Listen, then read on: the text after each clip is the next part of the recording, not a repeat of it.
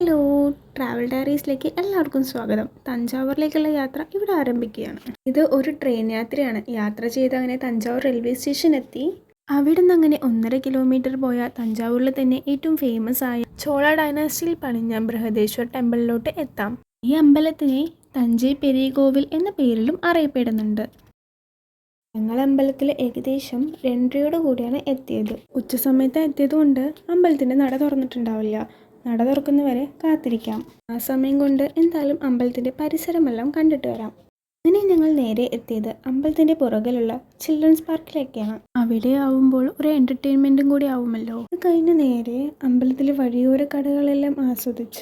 അങ്ങനെ പിന്നെ നേരെ എത്തിയത് 11-ാം നൂറ്റാണ്ടിൽ പണിഞ്ഞ ബൃഹദേശ്വർ ടെമ്പിളിൻ്റെ ഉള്ളിലേക്കായിരുന്നു. ഞങ്ങൾ പോയ ദിവസം ചന്ദ്രഗ്രഹണം ആയതുകൊണ്ട് വളരെ തിരക്ക് പിടിച്ച് ശിവഭഗവാനെ തൊഴുതാൻ വേണ്ടി പോയി. ബൃഹദേശ്വർ ടെമ്പിളിനെ കുറിച്ച് പറയുകയാണെങ്കിൽ ഒരുപാട് സവിശേഷതകൾ നിറഞ്ഞ അമ്പലമാണിത്. ഈ അമ്പലം പണിഞ്ഞത് ചോള ഡൈനാസ്റ്റിയിലാണ്.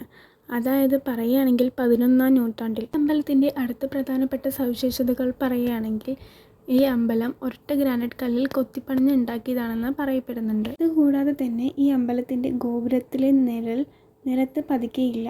അമ്പലങ്ങളിൽ പോകാൻ ഇഷ്ടപ്പെടുന്നവരും യാത്രകളെ പ്രണയിക്കുന്നവരും തീർച്ചയായിട്ടും പോവേണ്ട സ്ഥലമാണ്. ഈ അമ്പലത്തിൽ കാണാനും ഫോട്ടോസ് എടുക്കാനുമായിട്ട് ഒരുപാട് സ്ഥലങ്ങളുണ്ട്.